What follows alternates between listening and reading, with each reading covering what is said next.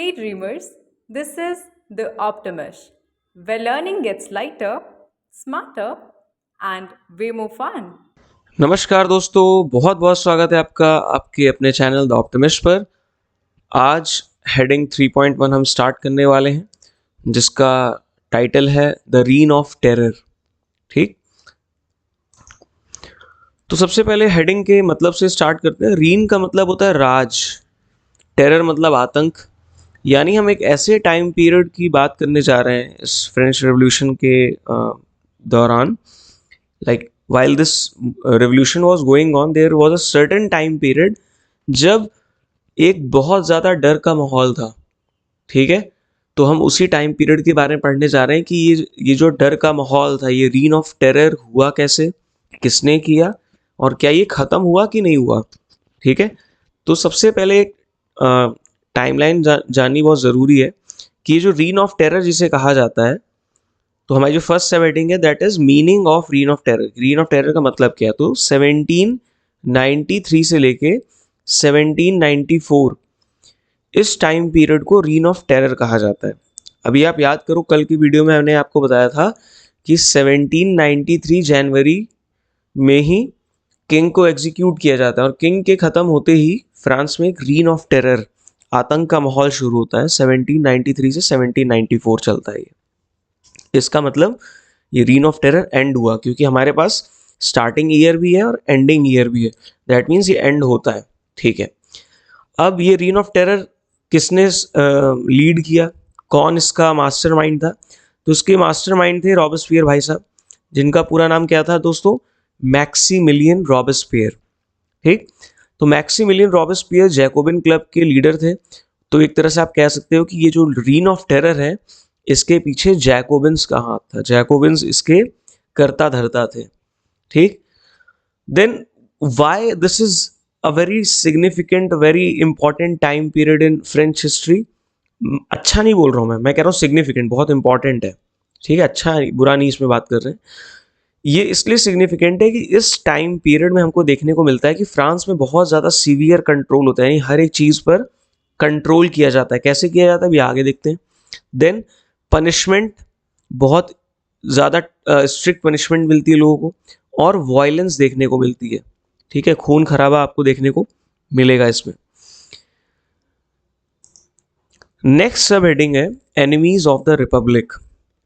तो reign of terror का basic मतलब ये दोस्तों कि फ्रांस में 1793 से 1794 के बीच में जैकोबिन्स, जिसको भी जिस पर भी उनको शक होता था कि ये व्यक्ति फ्रांस की जो नई गवर्नमेंट है, कह लो रिपब्लिक जो बना है फ्रांस नया नया, अगर इनको किसी पर भी शक होता था कि ये रिपब्लिक का दुश्मन है, तो उसको पनिश किया जाता था।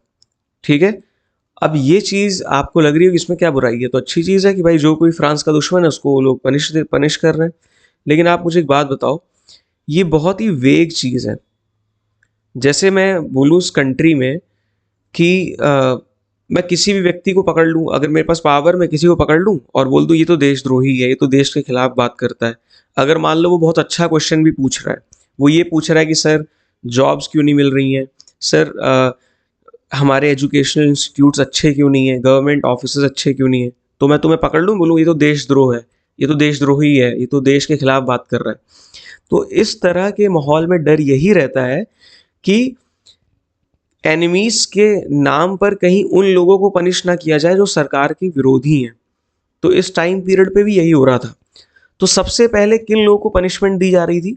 जो एक्स नोबल्स थे। भाई हमने क्या पढ़ा था कि जैकोब, ये जो कन्वेंशन आया, रिपब्लिक बना फ्रांस, इस दौरान भी और नेशनल असेंबली के टाइम पर भी हमने क्या देखा था, जो प्रिविलेजेस थी नोबेलिटी की और क्लर्जी की, वो एंड कर दी गई थी। तो इसीलिए इनको एक्स नोबल्स एंड क्लर्जी कहा गया। एक्स मतलब पूर्व में थे ये। ठीक है, जैसे बोलते हैं पूर्व एमएलए, यानी पहले एमएलए थे, अब नहीं है।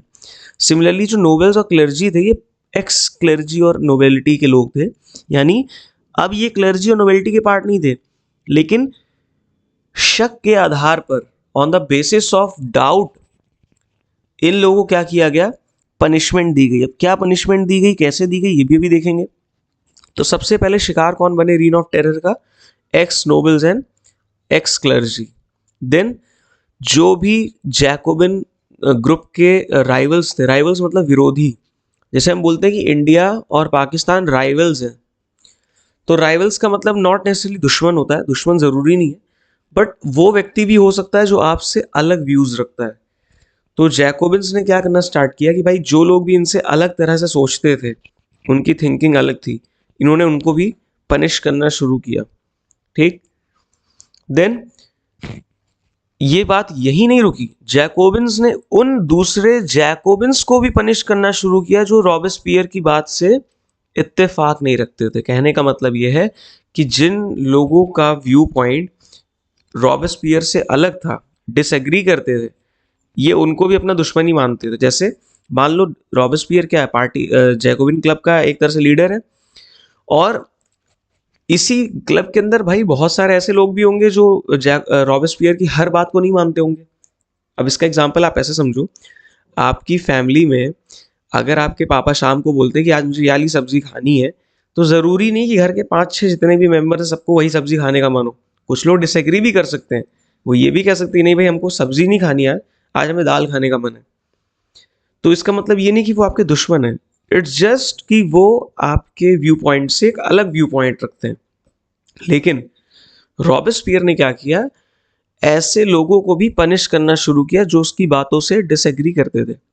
ठीक है, तो he started calling them as enemies, कि भाई तो एनिमी है फ्रांस के, क्योंकि वो उसके व्यू से व्यू अपना सेम नहीं रखते थे, तो उनको एनिमी कहने लग गया। अब भाई इन एनिमीज के साथ किया क्या जा रहा था, तो सबसे पहले तो इनको अरेस्ट किया जाता था, इनको गिरफ्तार करते थे, और एक रेवोल्यूशनरी ट्रिब्यूनल बनाया गया था। ट्रिब्यूनल मतलब एक तरह की कोर्ट बनाई गई थी ये। ठीक है, अब कोर्ट क्यों बनाया, जब पावर जैकोबिन्स के पास थी तो जैकोबिन्स तो चाहे तो सीधा ही किसी को पनिशमेंट दे सकते, मार सकते, लेकिन वो इतने होशियार थे कि उनको लगा कि अगर हम डायरेक्टली पनिश करेंगे तो मे बी लोग हमारे ऑपोजिशन में चले जाएंगे कि भाई आप तो जबरदस्ती लोगों को मार रहे हो पकड़ पकड़ के। तो इन्होंने क्या किया, अपनी किलिंग्स को जस्टिफाई करने के लिए, ताकि ये लगे कि हम जो लोगों को मार रहे हैं वो गलत नहीं मार रहे हैं, इन्होंने एक रेवोल्यूशनरी ट्रिब्यूनल बनाया। ट्रिब्यूनल मतलब एक कोर्ट बनाई जिसमें इस तरह के लोगों का फैसला होता था। और आपको पता ही है कि भाई जिसके पास पावर है, जिन्होंने ये ट्रिब्यूनल बनाया है, वही इस ट्रिब्यूनल का फैसला भी करते थे। यानी लगभग जितने लोग अरेस्ट होते थे सारे लोग गिल्टी पाए जाते, गिल्टी मतलब दोषी पाए जाते थे, और इसकी सज़ा क्या थी, देवर एग्जीक्यूटेड, इनको देवर किल्ड। ठीक है, एग्जीक्यूटेड मतलब भाई मार दिया जाता था इन लोगों को। तो अपनी किलिंग्स को जस्टिफाई करने के लिए इन्होंने एक नया तरीका निकाला था कि इन्होंने कोर्ट बना दी, इसको इन्होंने कहा रेवोल्यूशनरी ट्रिब्यूनल है, और यहाँ पर फैसला होगा कि जिसको पकड़ा गया है इसको सज़ा मिलनी चाहिए नहीं मिलनी चाहिए। और लगभग ज़्यादातर केसों में कोई बचता नहीं था उस कोर्ट से, वो तो एक नाम की एक सिर्फ फॉर्मेलिटी थी लोगों को बेवकूफ़ बनाने के लिए। ठीक, अब पनिशमेंट दी जा रही है, एग्जीक्यूट किया जा रहा है। एग्जीक्यूट भी ऐसे नहीं किया जा रहा कि फांसी दी जा रही, एक नया तरीका इन्होंने निकाला, एक मशीन यूज़ की जिसे गिलेटिन मशीन कहते हैं। क्या कहते हैं, गिलेटिन मशीन। तो ये मेन इंस्ट्रूमेंट था एग्जीक्यूशन का, यानी मारने का सबसे ज़्यादा इजी तरीका लोगों को क्या था, ये गिलेटिन मशीन। ठीक, अब इस मशीन में होता क्या था, दो पोल्स होते थे, ऐसे दो खंबे होते थे, इसके ऊपर एक ऐसी ब्लेड लगी होती थी। ठीक है, और नीचे एक ऐसे जगह फंसाने का एरिया होता था जहाँ पे व्यक्ति की गर्दन रखी जाती थी, और ब्लेड फिर नीचे आती थी और उस गर्दन को काट देती थी। ठीक है, और इसका नाम गिलेटिन मशीन क्यों पड़ा, क्योंकि इसको जिसने इन्वेंट किया था, जिसने इस मशीन को बनाया था, इजाद किया था, उनका नाम था डॉक्टर गिलेटिन। ठीक, डॉक्टर गिलेटिन उनका नाम था, स्पेलिंग में थोड़ा डिफरेंस है। जो मशीन है उसका नाम में, उसका जो नाम है उसमें ई आता है लास्ट में, देखो ये, और जो जिसने बनाया है उसके नाम में ई नहीं आता है। तो डॉक्टर गिलेटिन ने इसका आविष्कार किया था, और इसी मशीन की मदद से लोगों को एग्जीक्यूट किया जाता था, मारा जाता था।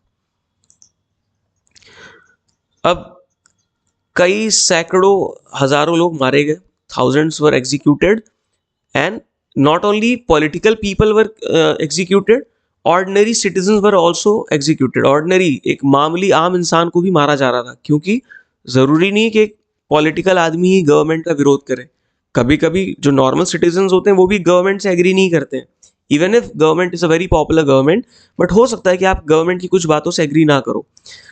तो ये देखो, ये एक गिलेटिन मशीन का एक वो है, स्केच दिया हुआ है आपको।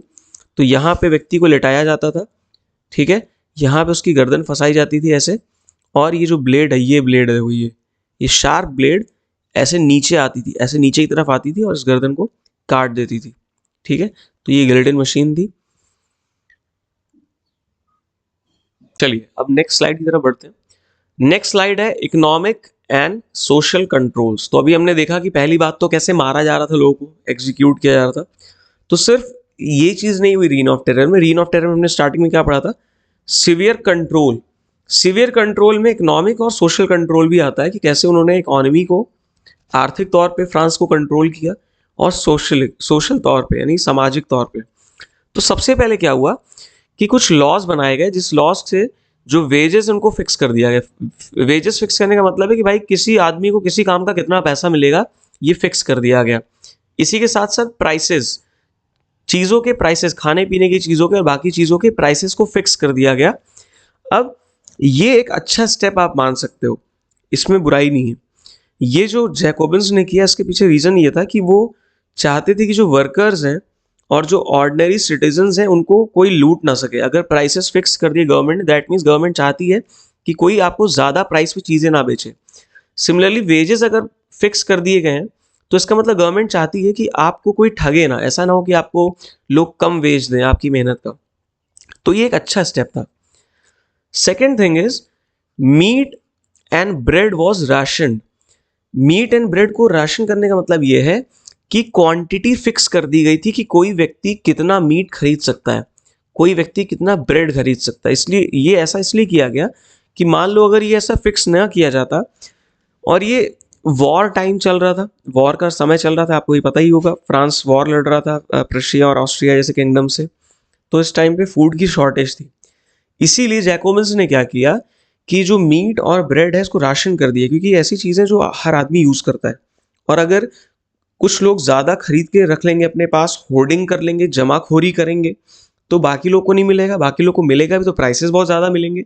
सो जैकोबिन्स ने क्या किया, मीट और ब्रेड को राशन कर दिया, यानी फिक्स कर दिया कि कोई आदमी पर व्यक्ति कितना मीट या पर फैमिली कितना मीट और कितना ब्रेड खरीद सकते हैं। देन जो पीजेंट्स थे, जो गांव में पीजेंट्स थे, उनको फोर्स किया गया, उनको ज़बरदस्ती बोला गया कि आपको अपना अनाज कहाँ बेचना है, शहर आके बेचना है, और किसको बेचना है, गवर्नमेंट को बेचना है, और फिक्स्ड प्राइसेस बेचना है। अगेन ये स्टेप थोड़ा सा नेगेटिव इसलिए हो गया कि आप किसी पे ज़बरदस्ती नहीं कर सकते हो, आप रिक्वेस्ट कर सकते हो, आप परसुएड कर सकते हो, आप लोगों को मनोवल कर सकते हो कि भैया आप शहर आके प्लीज़ बेचिए, गवर्नमेंट को बेचिए और इस प्राइस पे बेचिए। लेकिन यहाँ पर जैकोबिन्स ने क्या करना शुरू किया, गवर्नमेंट ने क्या करना शुरू किया, पीजेंट्स को, किसानों को फोर्स करना शुरू किया। ज़बरदस्ती उनको बोला गया कि आप अपना अनाज शहर में बेचिए, गवर्नमेंट को बेचिए और एक फिक्स्ड प्राइस पे बेचिए। अगेन इसमें गवर्नमेंट की मंशा ये थी, उनका इंटेंशन ये था, वो चाहते थे कि जो पीजेंट्स हैं वो शहर में अनाज बेचें ताकि गवर्नमेंट उसको अपने तरीके से लोगों तक पहुंचाए एक अच्छे प्राइस पे, ताकि हर कोई से अफोर्ड कर सके। लेकिन इसमें जो फोर्सफुल तरीका था, इसका जबरदस्ती का तरीका था, वो थोड़ा सा नेगेटिव पड़ गया। आगे बढ़ते हैं। अब जो वाइट फ्लावर था, वाइट फ्लावर मतलब जो मैदा जिसे कह सकते हो आप एक तरह से, जिसका यूज होता था ब्रेड बनाने में, तो इस ब्रेड को बैन कर दिया गया, इस फ्लावर को बैन कर दिया गया। यानी बोला गया कि कोई भी अब ये मैदे का ब्रेड ये जो बनता है ये नहीं खाएगा। एक्चुअली उस टाइम पे क्या था ना कि ये जो बड़े सोसाइटी के लोग थे ये वाइट फ्लावर का यूज़ करते थे, वाइट वाले आटे का यूज़ करते थे, जो रिफाइंड फ्लावर जिसे कहते हैं, जो रिफाइंड आटा होता है उसे वाइट फ्लावर कहते हैं, इसको हम लोग आजकल मैदा भी कहते हैं। तो इस पर बैन लगा दिया गया क्योंकि सोसाइटी में जो बड़े लोग थे वो इसे खाते थे, छोटे लोग होल व्हीट वगैरह खाते थे। तो जैकोबिन्स की नज़र में ये जो डिफरेंस था, ये सोसाइटी में भी डिफरेंस क्रिएट कर रहा था कि एक रिच और पुअर के खाने में भी डिफरेंस था। तो सबसे पहले इस वाइट फ्लावर को बैन किया गया और लोगों को एक पर्टिकुलर टाइप का ब्रेड खाने को कहा गया जिसे कहते हैं पेन डिगलाटी। पेन डिगलाटी एक टाइप ऑफ ब्रेड था जो होल व्हीट से बनता था। होल व्हीट मतलब उसका जो मेजॉरिटी पार्ट है इस ब्रेड का, वो किससे बनता था, व्हीट से बनता था, और कुछ पार्ट इसमें राई होता है वो भी मिलाया जाता था।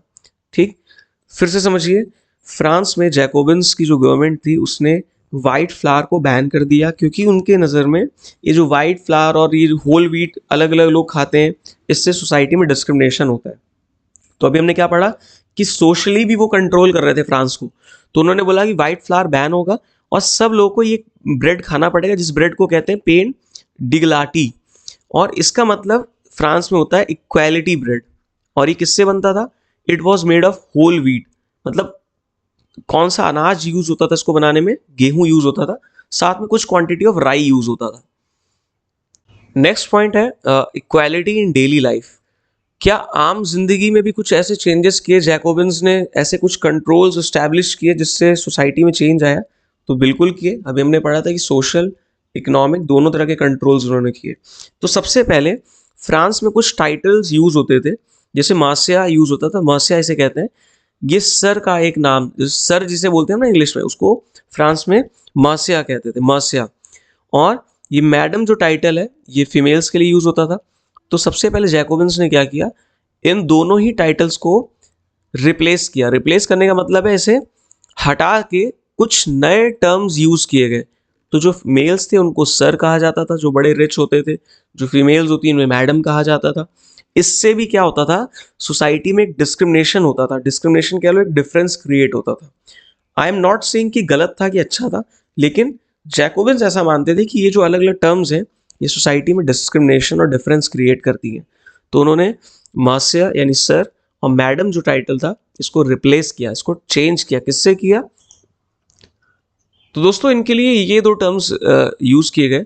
सिटोयन जो टर्म है, ये यूज किया गया मेल्स के लिए, जो बाकी सिटीजन्स जो मेल्स हैं। सिटियोन लगभग दोनों एक ही जैसा प्रोनाउंसिएशन, अगर आप गूगल पे देखोगे तो ये भी सिटियोन करके से बोला जाता है। अब आई एम एक्सट्रीमली सॉरी अगर मेरे से ये सही प्रोनाउंस नहीं हो रहा है, प्लीज़ आप चेक कर लीजिएगा गूगल पे एक बार जाके। बट सिटोयन कहते थे मेल सिटीजन्स को, और इसी की स्पेलिंग में थोड़ा सा चेंज था, और इसका प्रोनाउंसिएशन भी लगभग सेम है, सिटोयन करके। और ये फीमेल सिटीजन्स को कहा जाता था। यानी अब कोई सर कोई मैडम नहीं रह गया, कोई ऑर्डिनरी सिटीजन नहीं रह गया, सबको ये सिटोयन करके बुलाया जाता था, और फीमेल्स के लिए ये टर्म था। ठीक है, दोनों की स्पेलिंग देख लीजिएगा, हल्का सा डिफरेंस है लास्ट में। इसके बाद क्या किया गया, चर्चेस को बंद कर दिया गया। जो चर्च थे उनको बंद कर दिया गया, और उनकी जगह वो जो बिल्डिंग्स थी चर्च की, उसको कन्वर्ट कर दिया गया बैरक्स में। बैरक्स मतलब जहाँ पर सोल्जर्स रहते हैं, जहाँ पर कौन रहते हैं? सोल्जर्स रहते हैं। और ऑफिसेज में कन्वर्ट कर दिया गया। यानी लोगों की पर्सनल लाइफ में भी उनके जो पर्सनल बिलीफ्स थे उनको भी कंट्रोल किया जाने लगा। यानी चर्च को बंद कर दिया गया, और चर्च की बिल्डिंग की जगह पे भाई उन्होंने अपना वो बना दिया, बैरक्स और ऑफिसेज बना दिया। तो एक तरह से इससे ये पता चल रहा है कि वो लोग लोगों की आम जिंदगी को भी क्या कर रहे थे? कंट्रोल कर रहे थे। अब फॉल ऑफ रॉबेस्पियर, ये लास्ट सब हेडिंग है इस वीडियो की। फॉल ऑफ रॉबेस्पियर का मतलब है कि ये सिलसिला खत्म कब हुआ, ये जो सारी चीजें चल रही थी कब खत्म होती हैं। तो सबसे पहले क्या होता है कि जो रॉबेस्पियर के सपोर्टर्स होते हैं, जो उसको सपोर्ट करते हैं, वो भी उसकी पॉलिसीज से बहुत ज्यादा क्या हो जाते हैं? परेशान हो जाते हैं। मतलब उनको लगता है कि ये पॉलिसीज बहुत ज्यादा हार्श हैं, क्रूर हैं। और इन पॉलिसीज के कारण इन लोगों के मन में क्या क्रिएट हुआ? फियर की, डर का माहौल क्रिएट हुआ। तो जो, और रिजेंटमेंट मतलब होता है एक तरह से दुखी थे ये लोग। तो जो लोग रॉबेस्पियर के सपोर्टर भी थे, जो उसको सपोर्ट करते थे उसके हर एक फैसले पे, वो भी परेशान हो गए। मतलब उन्होंने बोला कि मतलब बहुत ज़्यादा हो गया अब ये, इसके जो फैसले बहुत ज़्यादा हार्श हैं, कठिन है, और इनसे डर क्रिएट हो रहा है लोगों के मन में। And many demanded moderation. Moderation मतलब एक्सट्रीम ना हो। मतलब लोगों ने बोला कि बहुत ज़्यादा एक्सट्रीम मत चलो कि एकदम लोगों को ख़त्म ही कर दे रहे हो। फिर मॉडरेशन मतलब एक मिडिल पाथ चूज करो। मतलब अगर किसी को पनिश भी करना है तो तरीका होता है, सबको आप मार रहे हो ये गलत है। और बहुत ज़्यादा इकोनॉमिकली भी आप वो लगा रहे हो, रिस्ट्रिक्शंस लगा रहे हो कि किसान अपनी फसल शहर में आके बेचेगा, तो ये बहुत ज़्यादा एक्सट्रीम स्टेप्स हैं। दे आस्क फॉर मॉडरेशन, यानी उन्होंने बोला कि भाई थोड़ा सा हल्का करो, ये जो इतने रिस्ट्रिक्शंस और इतनी स्ट्रिक्टनेस है उसको थोड़ा सा कम करो।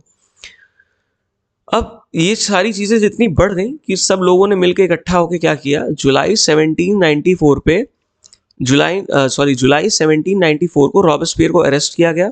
और अगले ही दिन क्या कर दिया गया, उसे गिलेटिन मशीन में एग्जीक्यूट कर दिया गया। तो लोग इतना ज़्यादा परेशान हो गए थे रॉबर्टस्पियर से कि जुलाई 1794 के किसी दिन इसको पकड़ा गया और इस पर भी केस चलाया गया, और केस इतने फटाफट किया गया कि अगले दिन ही रॉबर्टस्पियर को मार दिया गया, गिलेटिन मशीन में भेज दिया गया। तो बड़ा ही आयरॉनिकल चीज़ है कि जिस व्यक्ति ने हज़ारों लोगों को गिलेटिन मशीन से मारा, उसका अंत भी गिलेटिन मशीन से हुआ। और रॉबर्टस्पियर जो कि जैकोबिन्स के लीडर थे, इनके मरते ही हम कह सकते हैं कि रीन ऑफ टेरर का क्या हो गया, एंड हो गया। रीन ऑफ टेरर एंडेड, खत्म हो गई। अब एक बात आप याद रखिएगा कि जैकोबिन्स जो थे उसमें भी अलग अलग ग्रुप्स थे। जैसे आप इंडियन फ्रीडम स्ट्रगल आपने जब पढ़ा होगा तो आपने पढ़ा होगा कि दो तरह के इंडियन फ्रीडम स्ट्रगल में लीडर्स थे, एक्सट्रीमिस्ट और जो मॉडरेट लीडर्स थे। एक वो थे जो बहुत ज़्यादा वायलेंस पे बिलीव करते थे, एक जो थे बहुत शांति माहौल पे बिलीव करते कि शांति से हर चीज़ होनी चाहिए। सिमिलरली जैकोबिन्स में भी बहुत एक्सट्रीमिस्ट लोग थे। जो रॉबर्टस्पियर थे, ये उस ग्रुप के मेंबर माने जाते हैं जो बहुत एक्सट्रीमिस्ट लोग थे। ठीक है, तो जैसे ही ये रॉबर्टस्पियर ख़त्म होते हैं तो ये जितने भी एक्सट्रीमिस्ट जैकोबिन्स थे, इनको पकड़ा जाता है, मारा जाता है, पनिश किया जाता है। ये पार्ट यहीं पे एंड होता है। बहुत बहुत धन्यवाद। जय हिंद, जय भारत। पसंद आया लाइक करो, पसंद नहीं आया तो टेस्ट चेंज करो।